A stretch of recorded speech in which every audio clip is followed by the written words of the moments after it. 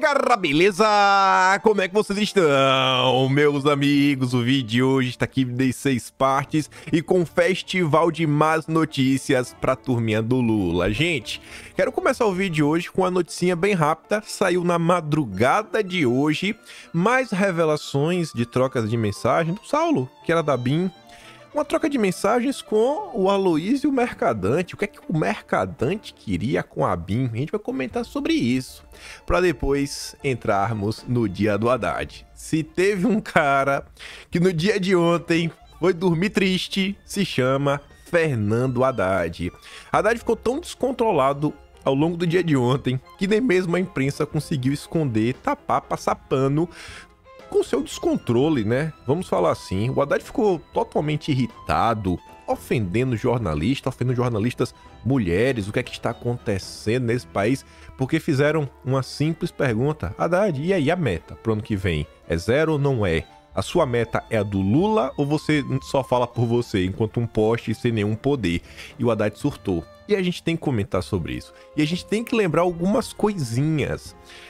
Quero mostrar pra vocês uma coisa que rolou em julho, que eu acho que vai clarear alguns eventos recentes, algumas notas, inclusive até o comportamento do consórcio. Mas vamos lá. Depois, continuamos falando sobre a agenda econômica, algumas coisas de reforma tributária, algumas coisas que o Lula anda aprontando. Teve reunião do Conselhão, né, da amizade, os zongueiros, os empresários amigos, para depois falarmos quarto tema do vídeo hoje. Gente, é uma notícia meio triste, mas que me traz um mínimo de esperança que talvez uma classe empresarial no Brasil comece a colocar a mão na consciência. Teve um evento no Brasil, e aí o CEO da Gerdau, vocês devem saber, né, empresa gigantesca aí de aço, foi lá chorar pitanga. E as pitangas que ele chorou são importantes e fazem sentido. Não sei se a turma vai abrir os olhos, mas ele tá falando, né, dos problemas dessa agenda antidesenvolvimentista, a agenda verde do Lula. A gente vai comentar sobre isso para depois falar de algumas notícias internacionais rapidinhas. Argentina, Venezuela e mais uma besteirinha, que parece que a Globo finalmente acordou. E por fim, se der tempo, falamos de eleições. Mas vamos começar. Me estendi demais já nessa introdução. Vaza Zap. Chefe exonerado da BIM diz que figurão do PT pediu cargos. Eu não entendi porque o Paulo Capelli já não colocou, né? Mercadante pediu cargos. Botou o figurão do PT, tá valendo, tá valendo. Ligou no PT, mas a gente sabe que é o Mercadante. Poderia ter colocado o presidente do BNDES, que é o cargo que o Mercadante vem ocupando, e tá ali, ó, em conversas no Zap. Então o chefe da BIM, o Saulo Moura da Cunha, diz que petista lhe pediu cargos. O Saulo, aquele que trocou conversas com o Gonçalves Dias, e o Gonçalves Dias falou, ó, esse relatório aí, tira meu nome de tua boca. Lembra dele? Foi lá na CPMI do dia 8? Pois bem, talvez, né, a quebra do sigilo no dia 8 acabou vazando aí pro consórcio. Talvez alguém que não gosta do Mercadante, alguém que tá querendo uma rasteira nele no cargo, mas tô nem aí. Em conversas no Zap, obtidas pela coluna, obtidas como? Eu sempre fico nessa dúvida, como que esses jornalistas acham? Será que o Google deles é diferente do nosso? Será que o Google desse jornalista tem uma função extra? O então chefe da BIM, Saulo Moura da Cunha, agradeceu a Aloysio Mercadante por ter recebido o apoio do petista para ocupar o mais alto posto da BIM no começo do ano. Dias depois, 10 de janeiro, relatou a terceiros que o ex-ministro de Dilma, atual presidente do BNDES, teria lhe pedido cargos. Procurado, Mercadante negou. Mas vamos dar um bisu nas mensagens. Abre aspas. Bom dia, Saulo. Você estará na posse da ministra Aniele Franco ou do diretor-geral da Polícia Federal, o André Rodrigues? Queria conversar um pouquinho com o senhor. Quem diz isso? Aloysio Mercadante, que escreveu para o Saulo, meio-dia do dia 8 de janeiro, no fatídico dia 8. O Mercadante mandou essa mensagem. No mesmo aplicativo, o Saulo respondeu, bom dia, ministro. Estarei na posse do André, sim. 2 dias depois, em conversa com o aliado da BIM, Saulo relatou, encontrei Mercadante. Agora na posse do Andrei. O interlocutor perguntou, pediu cargo? Então o chefe da BIM replicou, sim. Sim, pediu, né? E disse que iria falar com o PR. Ou seja, falar com Lula. Antes disso, Saulo chegou a agradecer a Mercadante pela nomeação para o cargo de chefia na BIM. Caro ministro Mercadante, aqui é Saulo. Agradeço imensamente o apoio para minha nomeação na BIM, publicada hoje. Estou à sua inteira disposição aqui na agência. Tá bom. O presidente do BNDES respondeu parabenizando Saulo pelo grande desafio que teria pela frente. Não fica claro porque Mercadante, presidente do Banco Nacional do Desenvolvimento, mantinha interesse no funcionamento da BIM, que tem como principal função, né, municiar o presidente da República com informações estratégicas em diferentes áreas. E muitas vezes essas informações são sigilosas. Assim como o chefe do GSI, o Gonçalves Dias, Saulo Moura foi exonerado por Lula do comando da BIM em meio aos desdobramentos do 8 de janeiro. Talvez a resposta disso daqui, os reais interesses do Mercadante, a gente jamais vai saber. Só que quando você pega essa nota e você vê, pô, o cara tá no BNDES e o cara tá de conversa com a BIM. Aí você lembra daquela história, né? Que não é história, é a constatação real. O interesse insaciável do PT por cargos, ao ponto até de tá dando uma rasteira. Flávio Dino, separar o ministério, né? De um lado de justiça, do outro lado segurança pública, dar uma mordida, a turma não quer deixar nada passar. Aí você também coloca no liquidificador e bate, por exemplo, a própria nota da Globo que saiu, deve ter no máximo 2 semanas, que fala que caso Dino fosse para o Supremo, tem um que é intocável. Tem uma pessoa que está no cargo que é intocável, é o Andrei. E aí a Globo falava, ó, esse é do Lula. Então você vê que o petista, além do interesse insaciável por cargos, os petistas estão com interesse em cargos relacionados à segurança, né? Os setores de segurança, a BIM dá pra gente falar que também é segurança, né? Por mais que seja informações. É tudo no mínimo muito curioso, vindo do PT, vindo do que a turma da esquerda normalmente costuma fazer, não só no Brasil, mas ao redor de todo mundo. Mas o Mercadante negou, tá lendo as mensagens, mas ele negou. Óbvio que as mensagens não dizem nada, o Saulo pode ser um mentiroso. Vocês acham que o Mercadante teria pedido cargos na BIM? Eu acho que não. Ninguém vai duvidar dele. Mas vamos lá. Vamos para o principal assunto do dia de ontem, que vai render também ao longo do dia de hoje, não tem como ser diferente. Estamos falando de talvez o principal ministro de cada governo, porque às vezes entra ano, sai ano, né? Entra governo, sai governo, e às vezes tem um único ministro que é lembrado ou é citado lá na frente, etc., que normalmente é o ministro da Economia, o ministro da Fazenda, porque dinheiro é uma coisa que todo mundo se preocupa, né? Dinheiro é uma coisa que ninguém quer perder, e quando perde, o pessoal lembra quem foi o errado. Antes de mostrar para vocês um pouco da entrevista, né? Vou dar play aqui no áudio, vocês já devem ter visto. Eu quero começar por essa nota, pra gente mostrar não o que o Haddad fez, mas os petistas. Os petistas estão num nível que eu me questiono. Tem como esse país dar certo? O que o Lula e o Haddad precisam fazer contra o Brasil para o petista criticar? Olha a manchete da Folha. Haddad se irrita com perguntas sobre meta fiscal e deixa coletiva. Veja vídeo. E tem um vídeo. E o Haddad se irritou, até a Miriam Leitão concordou. Assim, tem alguma coisa demais nessa manchete? Eu acho que não. E vocês vão entender porque eu estou perguntando isso.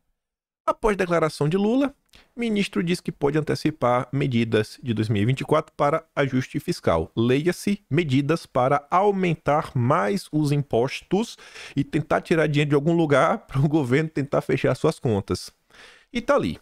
O Haddad se incomodou com perguntas sobre a possibilidade do governo não cumprir a meta de zerar o déficit nas contas públicas em 2024. Ele interrompeu a entrevista com jornalistas nesta segunda-feira após ser questionado mais de uma vez sobre o tema. Haddad evitou cravar a manutenção da meta do déficit zero para o próximo ano e disse que pode antecipar medidas de arrecadação por ajuste fiscal. Acabou. A matéria é só isso. Vocês estão vendo alguma coisa demais na matéria? Ela só está relatando. O Haddad, ele ficou irritado. Ele terminou a entrevista, quando ele foi questionado mais de uma vez, o pessoal realmente queria saber, porque perguntava assim, mas e aí, Haddad? O governo está comprometido com essa meta? Aí o Haddad respondia, eu estou. Tá? E o governo? A gente não quer saber do poste, a gente quer saber de quem manda no poste. E aí? E aí, Haddad? Tudo bem. Aí eu adoro ler os comentários da Folha de São Paulo. E nada supera. Os petistas não assinam o Estadão. Não assino a Globo. Mas a Folha de São Paulo é o jornal do coração dos petistas. Ela vai pros comentários. Veja como são as coisas. O Brasil... Se o Brasil fica com a situação fiscal deteriorada, a gente já falou isso várias vezes, mas não canso de repetir. Quanto pior a situação fiscal, maior é o aumento da dívida. Maior são as incertezas que as pessoas olham o Brasil, maior é o medo de investir no Brasil, mais difícil fica o cenário econômico, da economia aquecer, etc. e tudo mais. E o governo, se ele não está fechando a conta, ele está precisando, né, pegar dinheiro para pagar as contas, né, porque está aumentando a dívida. E ninguém vai querer ficar emprestando dinheiro para o Brasil se a taxa de juros for, sei lá, 2%, 1%, juros negativos. Ninguém é besta. Para valer a pena, o Brasil marchando pro abismo, pro colapso, vai que tem uma dívida, vai que deu uma moratória, vai que o Brasil não recursou a dívida. Então, assim, tem que valer a pena para correr o risco de emprestar dinheiro pro Brasil. E para valer a pena faz o quê? Aumenta a taxa de juros. E quem que paga por isso? Todo mundo. As empresas que pegam crédito para fazer os negócios andarem, fazer novos investimentos, tudo mais caro. Você tem uma inflação ao longo desse processo. E aí não é só o cara que quer um financiamento para comprar um carro novo, para comprar uma casa. Não. A sociedade como um todo paga. Então, assim, é algo que, independente do governo, tem que ser criticado, tem que ser cobrado. Pelo amor de Deus. Uma coisa é um período de exceção. Falar, não, olha só, tá passando, né? Um fecha tudo, fica em casa, a economia a gente vê depois. Fala, não, beleza, então abre a exceção. Já que tá todo mundo em casa, vamos pensar que o governo gasta um pouco a mais para tentar compensar. Não pode deixar a turma em casa sem receber nada. Não, tá aqui um tipo de auxílio. A gente entende, é uma exceção. Mas o que o Lula da estão fazendo é uma exceção da exceção da exceção. Porque eles já entraram o ano com a PEC do rombo. Foram quase 200 bilhões. Aí você lê os comentários da Folha de São Paulo. Anete Araújo Guedes, até o sobrenome é Guedes, manda vir Paulo Guedes, os militares, Bolsonaro e toda a sua talentosa equipe. Ela tá sendo irônica, ela não tá falando isso sério. Sérgio Amorim de Andrade, entre 2019 e 2022, só ouvi latidos. Só latidos. A Folha tá falando, cara, olha só, o país tendo pro buraco, irmão. São números. Aqui não é ideologia, pô. Cobra o Lula. O mínimo de responsabilidade. Só teve latido. Cala a boca. Cala a boca e participando. Newton de Pávia. De Paiva. A matéria é bem ruim. Vou relatar o que aconteceu. Marcos Carneiro. As duas jornalistas que assinam a reportagem, infelizmente fazem uma reportagem fake. Fake. Vou relatar um fato. Em um veículo de comunicação de grande importância que é a Folha, o jornal deveria retirar essa reportagem que não condiz com a realidade, pois é só ver o vídeo que mostra exatamente o oposto. Nem a Miriam Leitão passou pano. Mas é o simples fato de querer atacar o governo e desinformar os assinantes da Folha. Deveria ter um limite para o ridículo, mas neste caso não há. Esses são os assinantes da Folha de São Paulo. Esses são os petistas. D'Artagnan Santos. Ainda bem que minha assinatura já findou. Tchau, Folha. Deixei de assinar. Não quero saber das verdades. Eu não quero saber de fatos. Olha só, a Folha não fez uma matéria opinativa, não fez um juízo de valores, não comentou dos problemas da meta fiscal, né, de você descumprir. Não, ela só relatou. E a turma não quer se deparar com a verdade. Esse é o petismo. José Adolfo Mota de Almeida. Não é verdade. Folha não cansa de passar vergonha. Tatiana de Toledo Lopes. A Folha com a saudade do Paulo Guedes, xingando jornalistas, acabando com a economia, diminuindo a cada mês as expectativas de crescimento e investimento do país. Bom mesmo era ter um ministro que aprovava estado de emergência sem motivo, para poder deixar o então presidente gastar bilhões em ano eleitoral e entregar o país com um rombo sem precedente nas contas públicas. 2022 foi o ano que todo o planeta Terra, basicamente, fez algum tipo de saída fiscal, tributária, subsídio, incentivo para lidar com o problema da gasolina. Meu rádio só Bolsonaro. O petróleo bateu mais de $135, se não estou enganado, o Brent. Mas não. É tudo sem motivo. Que saudade de ver o povo pobre chorando por não ter dinheiro para ir no supermercado. Eita, tempo bom, né? Agora não. Agora não tem mais pobre. Não tem mais morador de rua. Agora tá todo mundo comendo picanha. E o melhor comentário fica pro final. Helena Leite Paz. Gente, o Haddad é quase um Buda. É um Buda. Que paciência monástica. A Folha. Para de criar manchete fake. Haddad, o Buda. Tem que raspar a cabeça. Né? Tem que chegar logo com a maquininha. Dalai Lama. Né? Cuidado com a língua, viu, Haddad? Não vai botar a língua na boca dos outros. Nem tenta. Tu é casado. É o Buda. Depois é o bolsonarista que idolatra Bolsonaro. Não precisou chegar a 10 meses de governo, não. Em fevereiro de 2019, as críticas a uma decisão de um ministro de Bolsonaro e um intocável já tomavam conta das redes sociais. Tô falando de Sérgio Moro, quando tentou nomear Ilona Zabor. Não precisou de 10 meses. Já em maio, no início de maio de 2019, no dia 3 de maio, foi 3 ou 4 de maio, a turma caiu em cima do general Santos Cruz, quando começou a circular a entrevista dele para Vera Magalhães, que ele falava que tinha que regular as redes sociais.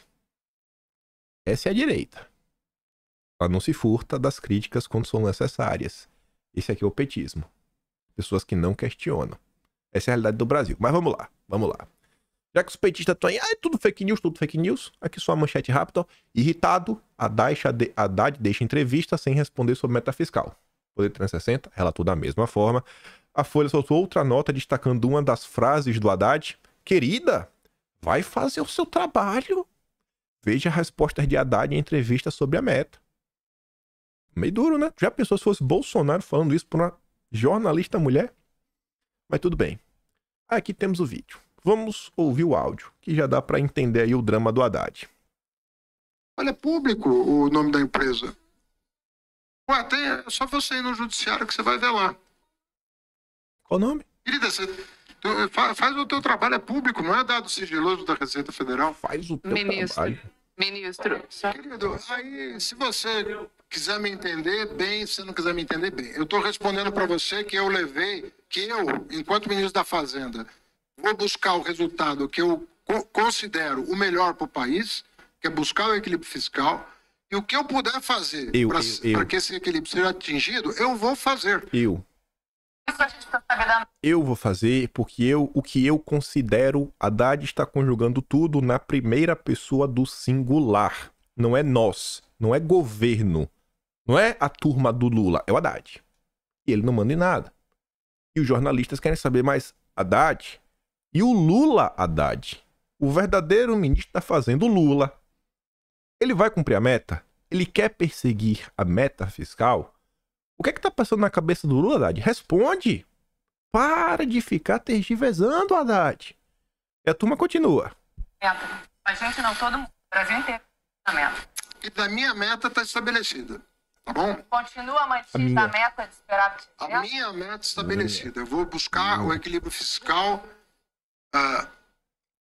de todas as formas justas e necessárias para que nós tenhamos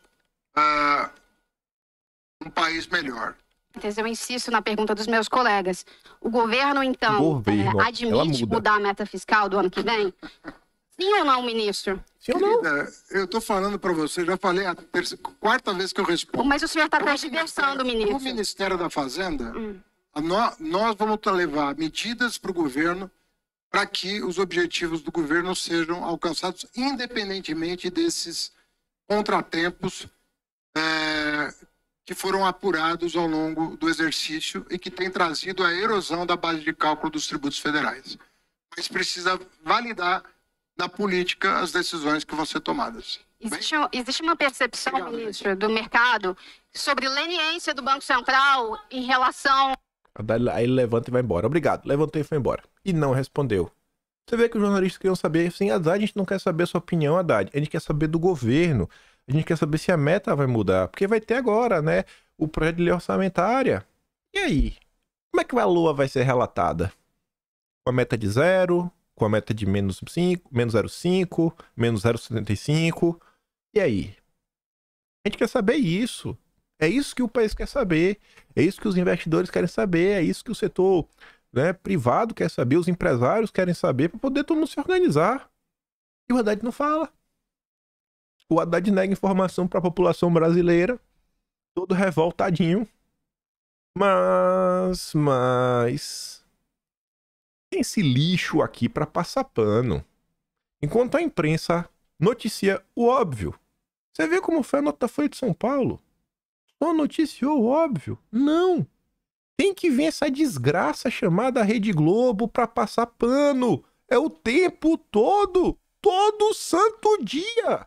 O que tem que acontecer com esse lixo começar a reportar o que realmente está acontecendo? Olha a matéria da Miriam Leitão. Haddad mostra irritação, foge do tema, mas ele mantém o compromisso com equilíbrio fiscal.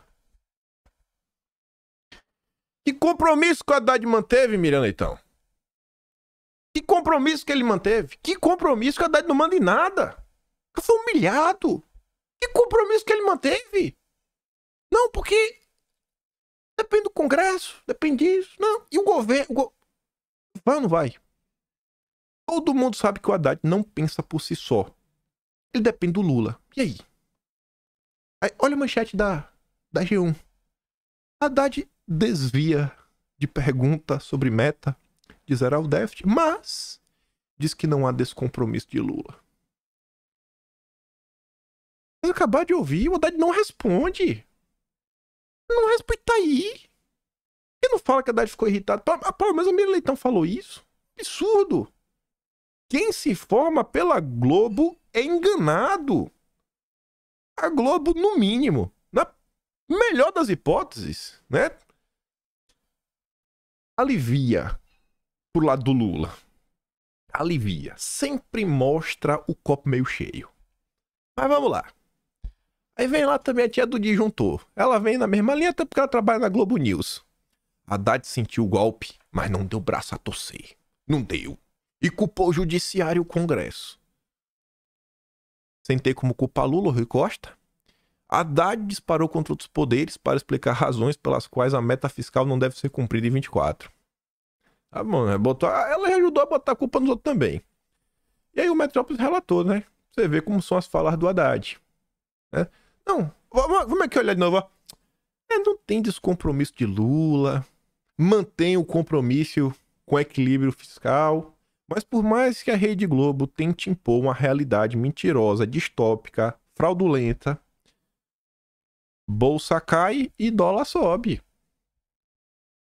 Bolsa cai e dólar sobe. O povo pode cair na lorota da Globo, mas quem tem o seu dinheirinho no mercado, quem tá investindo, sabe? Muito bem, porque aqui não é nem aquela história, né? Pra bom entendedor, pinga letra. Não é nem isso. Não é nem isso. Aqui tá do óbvio, do óbvio, do óbvio. Nem precisa ser um gênio pra entender o que a Haddad tá fazendo. É só você ler um jornal um pouco mais independente. Como tiveram alguns. Você vê, ó, CNN. Um pouquinho só. Não é a Rede Globo. Foi o pior momento de Haddad no governo, diz executivo do mercado. Ministro não respondeu se a meta fiscal zero para 24 está mantida. Aí a Thais Herédia traz informações extras que são interessantes, falando o seguinte: o ministro teve 3 dias para preparar seu posicionamento e convocou espontaneamente a coletiva de imprensa e não conseguiu responder um questionamento muito simples, mas central. A pergunta que todos iriam fazer. Então, para que o Haddad convocou a coletiva? Para quê? A irritação de Haddad também acionou um alerta entre jornalistas e no mercado. Nos 10 meses de governo, mesmo em situações de pressão, o ministro sempre manteve a calma e contornou os embates. Nesta segunda foi diferente. O Haddad estava totalmente descontrolado. Ele estava totalmente encurralado. Matheus Leitão, filho da Miriam, passador de pano também daqueles. Até o Matheus Leitão está relatando a surpresa de líderes partidários com a reação de Fernando Haddad. Lideranças partidárias em Brasília se mostraram surpresos com a forma como o Haddad respondeu perguntas de jornalistas na coletiva desta segunda-feira, dia 30. O ministro da Fazenda estava visivelmente irritado e longe da cortesia que dispensa os profissionais da imprensa na avaliação desses políticos, incluindo os da base do governo. Ao ser questionado de forma pertinente sobre um determinado tema, Haddad fez a grosseria de responder assim uma jornalista: querida, faz o teu trabalho, é público o documento. Para essas lideranças partidárias, Haddad demonstrou um certo descontrole ao abandonar a coletiva, o que só comprova que uma nova crise no governo parece mesmo ter sido instalada. Aí pega esse relato, pega o anterior. Toda Miriam Leitão que assume que o Haddad se irritou. O que você ouviu, eu vou mandar o vídeo na íntegra, que se você não viu, acho muito difícil, lá no Telegram, tem que estar na descrição, você pega, você baixa, você manda, se quiser. Aí veja e analise, né, compare com as respostas dos petistas que assinam a Folha de São Paulo. Como é que esse Brasil vai dar certo? O cara tá fazendo errado e a turma tá batendo palma. Estão batendo palma por pura ideologia. Aí o Estadão hoje de manhã não tinha como ser diferente. Um dos seus editoriais é exatamente sobre o caso aí do Haddad, onde eles destrincham, fazem a análise deles. A tribulação do Haddad. O que todos queriam saber é se o ministro ainda contava com o respaldo de Lula para buscar o déficit zero em 2024. Sua irritação ante as perguntas dos jornalistas demonstrou que não. Não, a linguagem corporal falou mais alto. Esperava-se de Haddad que dissesse que Lula não escolheu bem as palavras, foi mal interpretado, inventava qualquer desculpa, mas falava não, o governo ele não conseguiu. Não seria o primeiro nem o único ministro da área econômica a fazê-lo. O que se viu, porém, foi bastante constrangedor.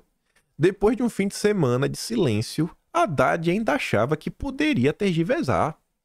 Primeiro chegou ao ministério, acompanhando os economistas Paulo Pichetti e Rodrigo Alves Teixeira, nomes indicados para a diretoria do Banco Central. Uma segunda-feira normal, este seria um tema muito interessante da imprensa. Não era o caso. Depois de apresentar, as indicações do Banco Central, o ministro passou meia hora seguinte a repetir a importância de medidas para recuperar a arrecadação e a lamentar decisões do Congresso, do Judiciário e de governos anteriores. Botou a culpa em Bolsonaro. E outra coisa. O cara tá explicando a importância da arrecadação. Por que o governo Lula, ao invés de focar em aumentar o imposto, por que o governo Lula não foca em desenvolver a economia nacional? Porque quanto maior a economia, quanto maior for o PIB brasileiro, maior vai ser a arrecadação de imposto. Por que o governo Lula não pode, aumentar o dele através do aumento da população? Sabe aquele... Todo mundo conhece uma pessoa assim, pessoa bem negativa, que ela não pode ver os outros crescer. Ela tem que ser o destaque, E ela não se importa em que o projeto dela seja passar por cima dos outros, mas desde que ela ganhe. É isso aqui. O cara tá preocupado com a arrecadação, com o imposto. Não tá nem se o Brasil vai crescer. O Brasil caiu, não importa. Continue pagando imposto. Já assistiu aqueles filmes clássicos, passar a sessão da tarde, todo lugar, tela quente, que sempre é um cenário, às vezes, normalmente medieval, que tinha alguma coisa, algum tipo de apocalipse, e o lei falava, rapaz, tem que pagar o imposto. Eu falava, mas como é que eu vou pagar, meu Deus? Eu perdi tudo. Não quero saber. Tem até tal dia, se não pagar, eu vou tomar sua casa, vou tomar sua roça. É isso aqui. É só ver a nós. O que é que está sendo feito para melhorar a economia do Brasil? Nada. Só para dificultar. Aí botou com o Bolsonaro, E ele disse que toda essa turma contribuíram para erodir a base fiscal. Não é culpa de Bolsonaro, do Congresso e do Judiciário, menos do Lula. A PEC do rombo, Lula fez questão de colocar quase 200 bi. Não tem culpa. Podia ser 70. Olha só, esse ano, eles estão falando que para esse ano, para 2023, a meta era fechar com 1% de déficit. Que isso representa 100 bilhões. 100 bilhões. A turma tá falando que não vai bater 1. Deve bater 1,6. Esse ano a gente deve fechar com 160 bilhões de déficit. Se você pega a PEC do rombo, ao invés de 200, você botasse os 70 que precisava, seriam 130. 160 mais 130 ia ser 30 bi de déficit. Olha só. 0,3. Já bateu a meta. Mas não, o Lula quebrou. A culpa é de Bolsonaro. A culpa é de Bolsonaro. Ah, meu Deus. Sem poder corrigi-las, não seria possível elevar as receitas. Este, segundo Haddad, teria sido todo o contexto no qual Lula se baseou para reduzir a importância do déficit zero. Tá, claro que não colou. Incisivamente questionado pelos jornalistas sobre a meta fiscal do ano que vem, o ministro passou a responder as perguntas com ironia e irritação. Por fim, referiu-se à meta de déficit zero como minha meta e encerrou a entrevista no momento que foi instado a explicar claramente o que ele queria dizer com isso. Não respondida, a dúvida era pertinente. Afinal, a meta de Haddad é a meta fiscal de Lula? O ministro pode ter a meta que quiser, desde que esteja combinado com seu chefe. Do contrário, não será uma meta crível. Desde sempre, todos sabiam, inclusive dentro do governo, que a meta do déficit zero era utópica e nunca ficou claro como Haddad pretendia reverter o rombo das contas públicas em tão pouco tempo sem anunciar medidas estruturais para aumentar impostos ou reduzir os gastos públicos. E o Lula não quer reduzir gastos de jeito nenhum. Nenhum, zero. Atingir o déficit era impossível, porque todos queriam saber se Haddad ainda contava com o respaldo político do presidente para perseguir ativamente a meta e defendê-la. Sua irritação demonstrou que não. O incômodo do ministro é compreensível, mas ele terá de começar a se acostumar. As enfáticas perguntas dos repórteres, que Haddad não gostou, voltaram a ser feitas pelo setor produtivo, pelos investidores e pelos parlamentares. Durante a entrevista, o dólar voltou a se valorizar ante o real e olha só, a despeito da onda de enfraquecimento da moeda norte-americana no exterior. O dólar, ontem, estava caindo no mundo todo. Só no Brasil subiu, porque o Brasil está pior do que o dólar. E Bovespa caiu, descolado de alta registrado nos mercados internacionais. A mesma coisa. E os juros futuros continuaram a subir. Embora seja esperado que o Banco Central anuncie uma nova redução dos juros amanhã. Não foi um movimento meramente especulativo, mas demérito do desacreditado Haddad. Não é improvável que deputados e senadores, ao discutirem a LDO de 2024, se citam à vontade para propor alteração da meta à revelia do ministro. Mas, se hoje Haddad sangra em praça pública, a culpa não é das perguntas incisivas da imprensa, é da sinceridade irresponsável do presidente da República. A culpa é do Lula. Eu acho que até o Estadão ia falar, a culpa é nossa. Porque o Estadão ajudou na eleição do Lula, né? Fez o L. Fez o L. Então, vocês têm que assumir o problema de vocês. Vocês têm que assumir, né, a caquinha que vocês fizeram. E aí, nesse contexto, tem um vídeo que é muito bacana, que explica muito bem as coisas. A turma fica sempre no oba-oba. Você vê os números. Os números. Não, assim, vamos começar em 2022. Em 2022 você não tinha os números do PT, porque o PT não estava no governo. E só começou a se discutir a PEC do rombo depois das eleições. Mas você tinha o histórico. E o histórico falava alto, gritava. A imprensa abafou. A imprensa colocou debaixo do tapete. A imprensa, o próprio Estadão falou que o Lula era o chefe da Frente Ampla, que era um Lula novo, que era um discurso renovado, né, que ia ser diferente, confia no Lula. Não, não é assim. E lá vai a turma. Aí chegou o ano. Janeiro, com notícias ruins. Fevereiro, com notícias ruins. Março, abril, maio, junho, julho, agosto, setembro, outubro. Todo mês notícia ruim. Aí você liga na Globo News. A mulher tá, não, tá tudo bom? Não, as coisas estão mais baratas. Não, o pobre tá rico. Não tem mais nenhum pobre no Brasil. Você não é mais discutir nada disso? Não, tá tudo bacana. Todo mundo tem esgoto em casa. Só falta falar isso, né? É o mundo da fantasia. Alice no País das Maravilhas. E a turma fica o tempo todo com esse discursinho. Lelê. E aí imagine se a imprensa fizesse a parte dela o seguinte, ó. Beleza, Bolsonaro não é mais presidente. Vamos tratar as coisas de forma honesta, de forma sincera, para o país não ir no buraco. Vamos colocar o Brasil em destaque, falar das pautas que interessam à nação e falar de todas as notícias realmente como elas são. Não vender uma ilusão porque queremos agradar o Lula, sei lá, não sei se a imprensa está atrás de verba de publicidade, o que é que tem por trás, mas a imprensa vem atrapalhando muito. E aí você vê como são as coisas. A turma lareta vem apontando dedo, falando, ó, tá dando errado, olha isso daqui, olha aquilo outro, tá dando errado. Mas, oba-oba. É oba-oba. Ai, porque Bolsonaro, toda hora eles puxavam essa carta. E olha que engraçado. O Lula teve um surto de sincericídio, né? Foi muito sincero. Um surto de sinceridade. A Raquel Landim, ela também teve um surto de sinceridade em 21 de julho de 2023. Lá no Atlas, página 109. Otimismo com a economia vinha ofuscando o crônico problema das contas públicas. E naquele momento ali em julho, o otimismo também girava em torno da reforma tributária. Não, o Brasil agora é a Suíça do Sul, vai tudo dar certo. E a direita falando, cara, essa reforma tributária é um problema gigantesco, isso aqui vai dar errado. Essa reforma vai se virar contra o povo brasileiro. Não, não façam isso. Adiantou? Não adiantou. Aí tá no Atlas escrito assim, ó. Raquel Landim, em seu perfil no Twitter, comentava a cortina de fumaça sobre o problema crônico das contas públicas. Muitos dos problemas caros e reais no Brasil estavam simplesmente sendo deixados de lado. Aí tem que ver o vídeo para entender esse contexto, né? Vamos ouvir aqui a Raquel Landim. Entre os especialistas em política fiscal, praticamente ninguém acredita que o ministro Fernando Haddad vai conseguir zerar o déficit no ano que vem. Esses números ajudam a entender a aflição do ministro em tributar logo as offshores no exterior e os super ricos. Medidas que fazem sentido, mas que são difíceis de aprovar no Congresso. Fernando Haddad está em lua de mel com o mercado, mas os números fiscais podem lembrá-lo, em breve, que ele tem o pior emprego do mundo. E os números lembraram ontem, né? Vai ter o pior emprego do mundo, né?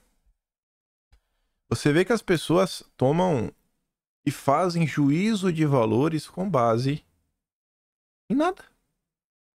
Gente, o que é que o Lula fez desde que ele assumiu para trazer estabilidade para o Brasil? Acabou a lei das estatais. Indicações políticas torta direita. Olha o que está fazendo em termos de gasto de publicidade. Olha o que o Lula está fazendo com seus opositores.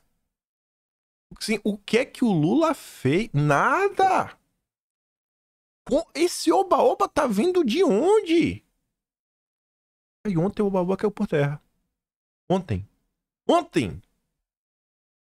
E você vê que até o próprio consórcio, um surto de sinceridade, tinha dito, não, em breve, os números podem lembrar o Haddad. Ele tem o pior emprego do mundo. As pessoas negam a realidade diante delas. Assim, quando vamos começar a realmente tratar os assuntos como eles são? Falar o mínimo de verdade. Você vê, até agora, lemos alguma notícia, comentamos alguma coisa, algum blog bolsonarista? Não. É o próprio consórcio. É porque o consórcio todo santo dia solta alguma coisinha. Se você vai juntando, você vai pegando a história. Você tira a torcida, ó, aqui um pouquinho, e tamo aí. Fala que é fake news agora. Quem disse foi a Raquel Landim. E tava certo, né?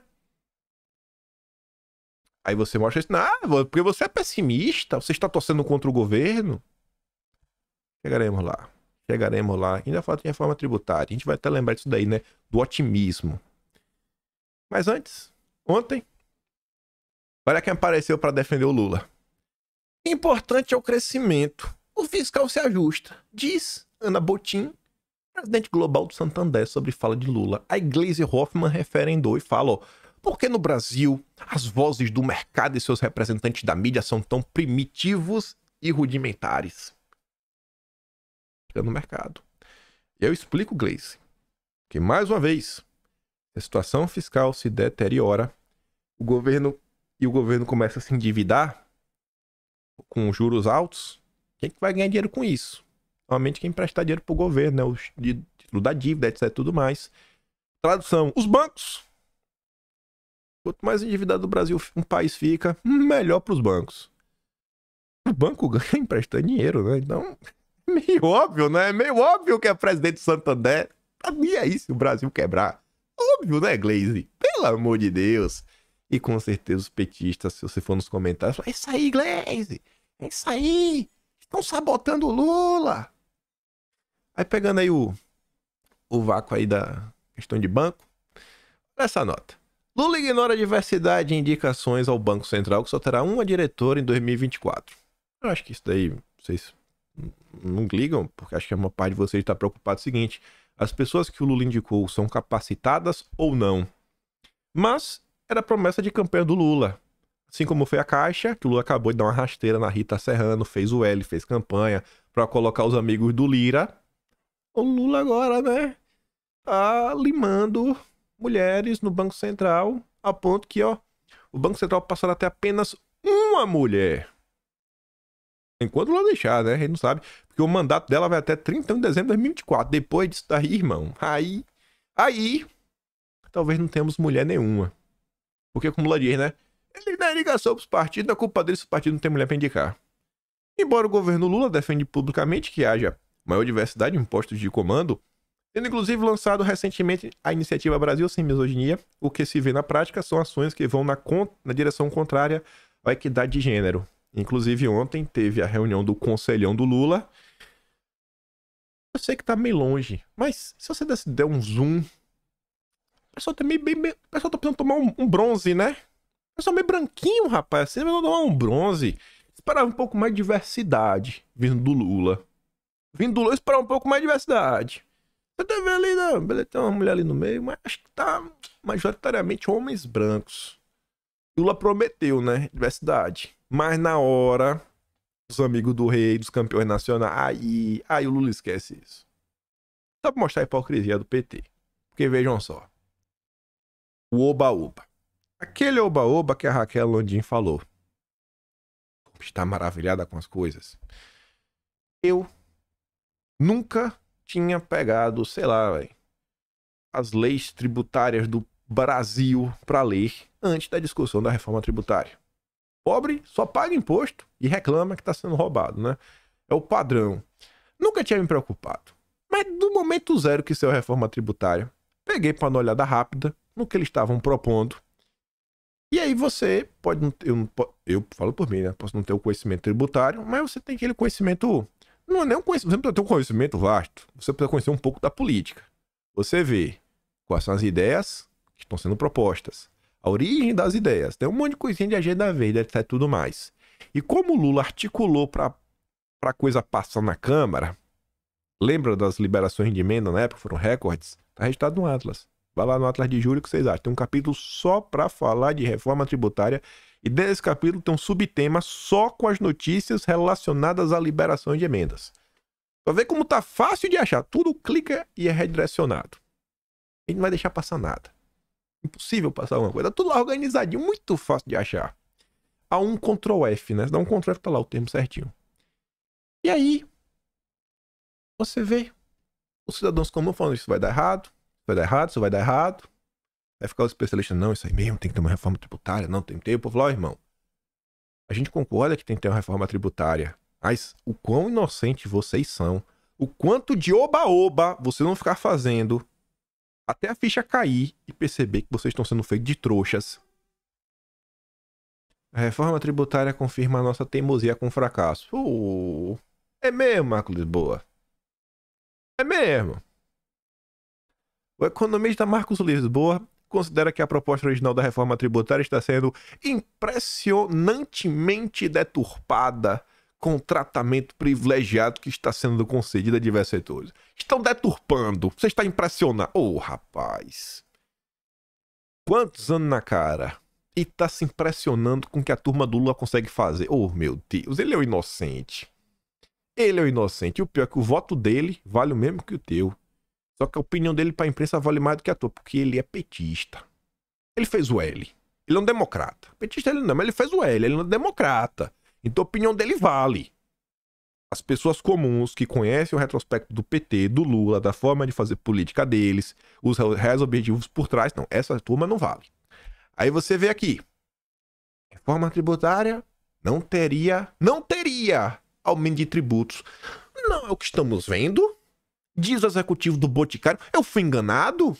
Foi enganado, foi trouxa. Foi trouxa, mais um trouxa. Mais um trouxa. Mais um trouxa. Lula, se Lula fosse um pescador, Lula seria o maior pescador de trouxas do planeta Terra. Pesca de rede. Apesar da promessa do governo de não elevar a carga tributária com a reforma, alguns setores podem ver um aumento de tributação com o novo modelo proposto, segundo o vice-presidente do Conselho do Grupo Boticário, Arthur Grimbal. Ele critica a falta de isonomia da proposta e menciona o aumento de exceções para a nova regra que distorceriam o objetivo inicial do texto. Oh, rapaz, foi distorcido. É mesmo, a turma do Lula distorceu, foi... Meu Deus, quem poderia imaginar? Aí vem a Folha. Mudanças na reforma tributária geram corrida aos cartórios. Por quê? O que tem relação reforma tributária com cartório? A ameaça de aumento no imposto sobre heranças faz com que doações em vida de bens a herdeiros aumente 22%. A movimentação acontece na esteira da possibilidade de mudanças no imposto sobre transmissão, causa-mortes e doação, o ITCMD. Até agora, as alíquotas incidentes sobre imposto variam de 2% a 8%, mas podem chegar a 20% com as alterações em discussões no Senado. Tu já pensou a turma do Lula aumentar para 20%? Já imaginou o pobre, tem uma casinha lá. Fala assim, não, mas ou tu dá 20% ou tu vai perder tua casa. Espero que não se aplique pro pobre, viu, Lula?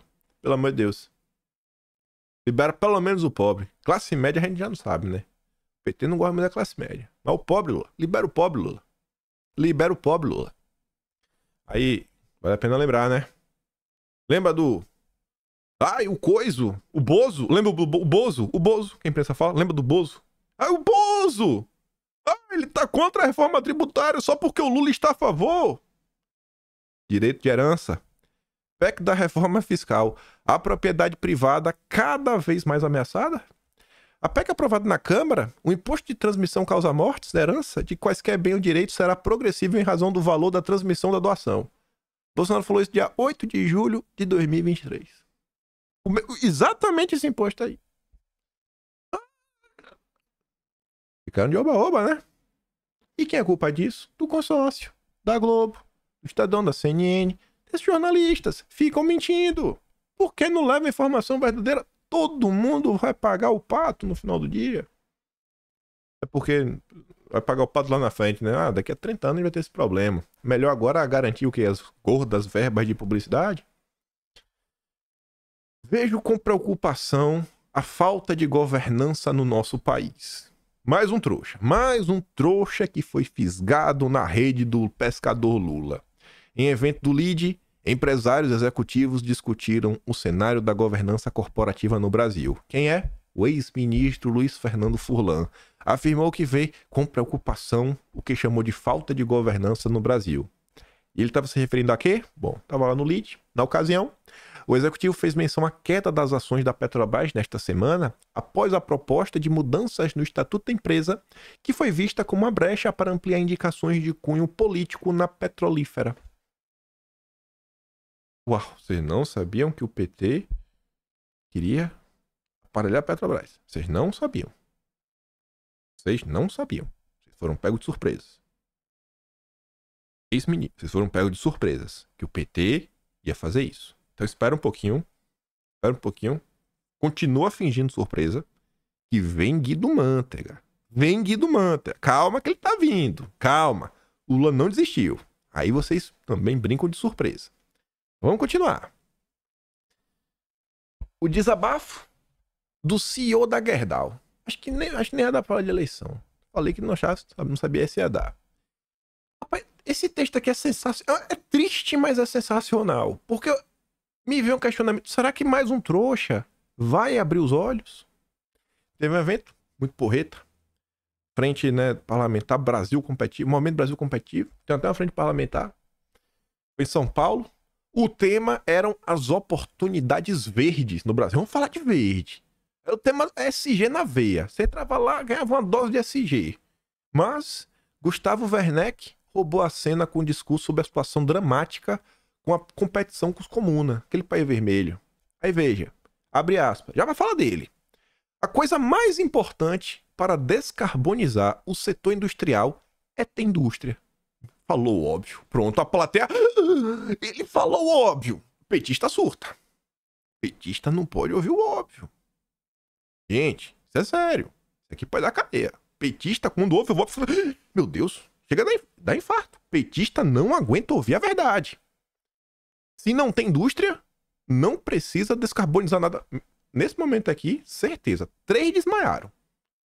Eu, sinceramente, estou no momento em que acredito que estamos indo pelo caminho mais fácil, que é não ter indústria no Brasil. O Lula tá falando de descarbonizar. Como é que você vai descarbonizar se nem indústria você tem? Você não tem nem indústria no Brasil. E tá com esse papinho de descarbonizar. O cara meteu essa. A pessoa desmaiou, né? Deve ter chamado a SAMU, resgatar os petistas. É muita verdade. Em 4 linhas. 3 verdades. Não, calma, cara. Calma. Ele deve ser de um conselhão, né? Pra falar isso sem medo de sofrer nenhum tipo de retaliação. Disparou Werneck, dando um tom do que viria pela frente nos próximos 10 minutos. Num discurso de indignação, ele usou a palavra dramático 5 vezes para ilustrar a situação da indústria nacional e elencou as dificuldades sofridas pelo setor siderúrgico com a enxurrada de aço comuna que tem chegado ao país. Me lembro em 2015, por exemplo, nós tomamos uma decisão muito significativa de investir 5 bilhões de reais em equipamentos para a produção de aços planos em nossas usinas de Minas Gerais. Na crença que a gente teria uma indústria naval no Brasil. Nunca veio. Na crença de que teríamos no longo prazo um fornecimento de aço muito significativo para o setor da energia eólica. Nesse momento, não tenho mais nenhum cliente de energia eólica. Todos se foram. E aí você votou no PT de novo.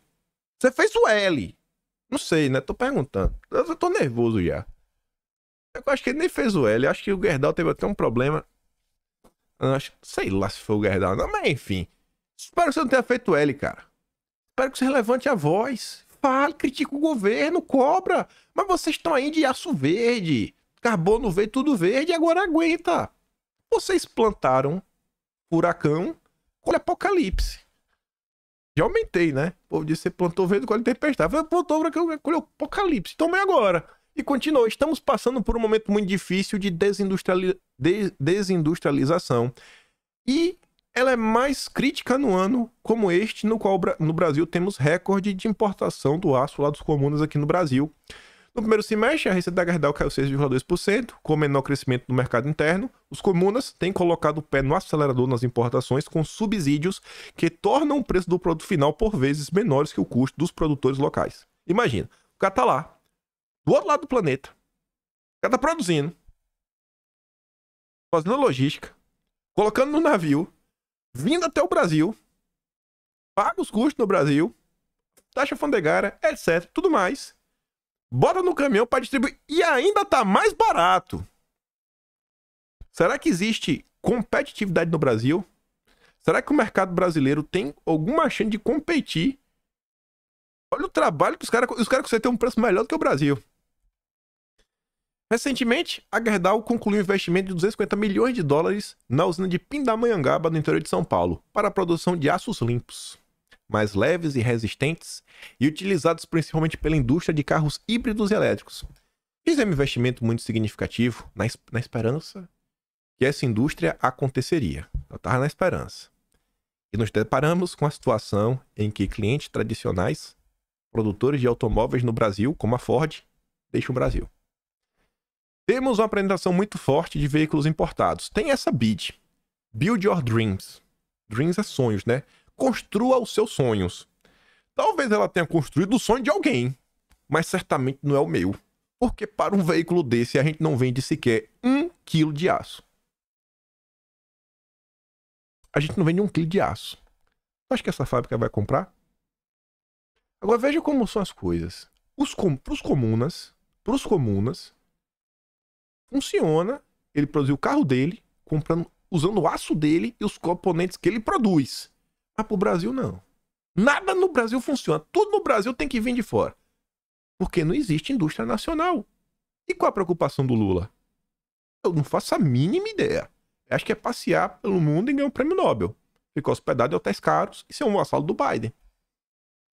Em um momento no qual precisamos criar condições para a camada da população brasileira entre 18 e 25 anos, que tem um desemprego na faixa de 25%, eu estou na infelicidade de ter demitido 700 pessoas esse ano.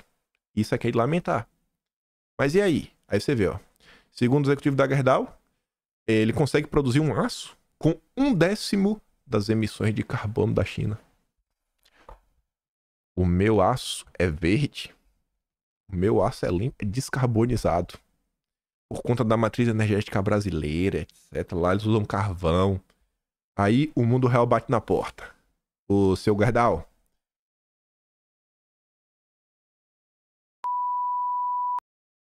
É isso que eu ia falar. Eu não vou xingar. Seu Gerdau. O aço dele é mais barato, viu, pai? Pega o teu aço verde e enfia. Entendeu, né? Deixa eu ver se tá funcionando. Tá funcionando. Tá funcionando. É assim. Ah, o meu aço é verde. O dele é mais barato. Será que o problema não é exatamente esse, Gerdau? Será que o problema é que o teu aço não é barato o suficiente? Trouxa. Vai lá, pescador de SG. Vai lá, bota mais agenda verde na empresa. Tá pouco. Estamos num momento dramático. O que é uma pena, porque conseguimos construir uma capacidade produtiva muito competitiva do ponto de vista ambiental. E do ponto de vista de preço. Seu trouxa. Ai, mas eu estou salvando a mãe Gaia. Trouxa. Vai lá. Bota o dedo na cara dos comunas. Cadê esses grandes empresários para se levantarem e falar aqui, ó, europeu, você tá comprando naquele país? Olha o que eles estão fazendo. Agora, quando vem no Brasil, é due diligence. Não, isso aqui tem que mostrar rastreio, não que tá produzindo, aí acabou no veio, né? Agora é ter o selo verde da Amazônia. Vocês estão vendo aqui na prática. É demissão, é perda de mercado. Ah, mas ambientalmente eu sou tão competitivo e ninguém liga pra você, senhor Gerdau. Aí você ouviu o BNDES do Lula. O projeto de fundo verde do BNDES tem simpatia de Haddad e pode avançar na Câmara antes da COP. Fundo verde do BNDES. A Yara diz, ó, BNDES patrocinando SG. Quem tem projetos sustentáveis terão juros menores. E o resultado para o país? Aí agora, olha o que a esquerda gosta de fazer. Olha como a esquerda gosta de impor controle. Veja o que está acontecendo em termos práticos com a agenda verde. As empresas brasileiras estão perdendo espaço para as comunas. Então, você que não gosta do país vermelho, aquela parte da direita que já entendeu como o comunismo, como o país vermelho é um problema. Agora, cara, junta uma coisa com a outra. Vê como essa agenda verde está ajudando os comunas. Veja, o que mais precisa acontecer neste país para as pessoas começarem a despertar para esse tema. Gente, olha como está avançando as coisas. Olha o relato de uma das maiores empresas brasileiras. A Gerdau devia ser motivo de orgulho nacional. Sério mesmo, pô, uma baita empresa. É muito difícil fazer uma empresa do tamanho da Gerdau. Mas ele perdeu a competitividade de preço, né? Porque ele foi buscar a competitividade ambiental. Veja como as instituições da norma SG são usadas para impor sua agenda através do abuso de poder econômico e político, criando condições não isonômicas entre empresas. Vão asfixiar quem não seguir a cartilha europeia globalista. Espero que aquele discurso do Gerdau tenha dado uma chacoalhada, mas acho que não vai dar. Me anima que eu quero acreditar. Eu quero acreditar que a turma vai começar a se questionar. Porque lá fora, e o Brasil é atrasado. Lá fora, pelo menos nos Estados Unidos, a turma já começou a ver. Esse negócio desse jeito tá dando errado. Esse negócio desse jeito tá quebrando o país. Aí, ó. SG, fumaça volta a encobrir Manaus e afeta a qualidade do ar. Queimadas estão por trás do problema. Esse é o Lula, né? Não, o Homem Verde. Tá salvando a mãe Gaia, né? A fumaça de Manaus deve estar vindo de Marte. Olha esse gráfico. Olha esse gráfico. É um infógrafo, né? As economias que estão crescendo mais rápido em 2024. Segundo lugar, até o momento, Guiana, quase 27%, que a gente sempre está falando dela, margem equatorial. Em verde, são países que estão na Ásia no Pacífico, né? Região Ásia, no leste asiático. Azul, são Américas. Só tem um país entre os 20, que é a Guiana. Em amarelo, que está ali, é África subsaariana. Vermelho, Oriente Médio e Norte da África. Essas são as economias que estão mais crescendo no planeta. Onde está o Brasil? Dentre esses países, tem países que são ditaduras. Até as ditaduras estão melhor que o Brasil. Até as ditaduras estão melhor do que o Brasil de Lula. Que é uma ditadura disfarçada, né? Meu Deus do céu. Renato fala assim, ó. A Guiana foi o país que em 2022 teve o crescimento mais rápido do mundo, com aumento de 62% no PIB. Possivelmente eles alcancem essa marca também em 2023, com uma projeção de 37%. Assim como o Brasil, a Guiana também possui reservas de petróleo na margem equatorial. A diferença é que, na Guiana, as ONGs, os ambientalistas e a mídia permitem que o petróleo seja explorado. Já no Brasil, tem a Globo, tem a Marina, tem o Ibama, tem Lula, tem os zongueiros. Afinal, você já sabe. Estão novamente renegando o desenvolvimento do Brasil, um país que vive em uma coleira. O que mais precisa acontecer? Está dando errado em tudo. As empresas, você está vendo o relato das empresas, está vendo os relatos de reforma tributária, está vendo os relatos da questão fiscal no país, você está vendo a falta de governança, seja com Petrobras, seja com outras indústrias, seja cargos tipo o que o Lula está fazendo na Caixa Econômica Federal. O que mais precisa acontecer é as pessoas acordarem. O que mais precisa acontecer?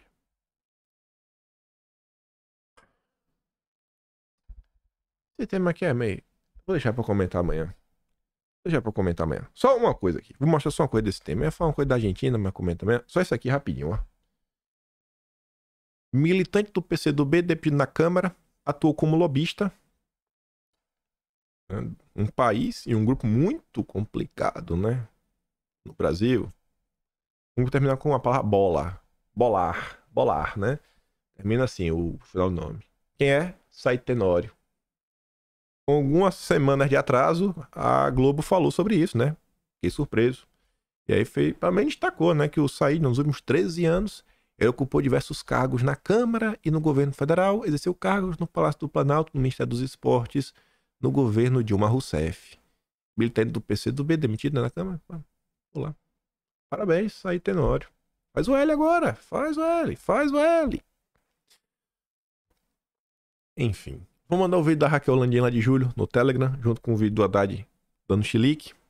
Gosta do meu trabalho? Passa no meu canal. Tamo falando, valeu. Tem a votação do iBest. Você vai deixar que eu perca pra Sandra Nemberg, aquela petista da Globo. Eu contra ela e outro petista verde. Que agora é a nova cor do PT, né? O PT é verde. Que é o Maldonado. Só lembra-se o nome dele. Que é do Galãs Feios. Eu não sou feio, eu sou mais ou menos, né? Sou jeitosinho. Quando eu pintei o cabelo, tomo banho, corto o bigode, faço a barba, boto um terno, né? Ele tem que se esforçar um pouco. Mas, pô, vota em mim. Tá aqui na descrição. Pelo menos isso. Só pros petistas não ganhar. Vai que você não gosta muito de mim. Fala, não, vou votar só pros petistas não ganhar, então. Tá aqui na descrição. É o primeiro link na descrição. É lá. Só pra votar uma única vez. E tem um Atos Brasileiro, quimpai.com.br, dia 15 agora, saiu de setembro, bonitinho, daqueles vocês já sabem. E compartilha o vídeo, né? Só tem vocês para compartilhar e volta amanhã. Aquele grande beijo, um abraço, tamo juntos. Valeu, meus amigos. Fui!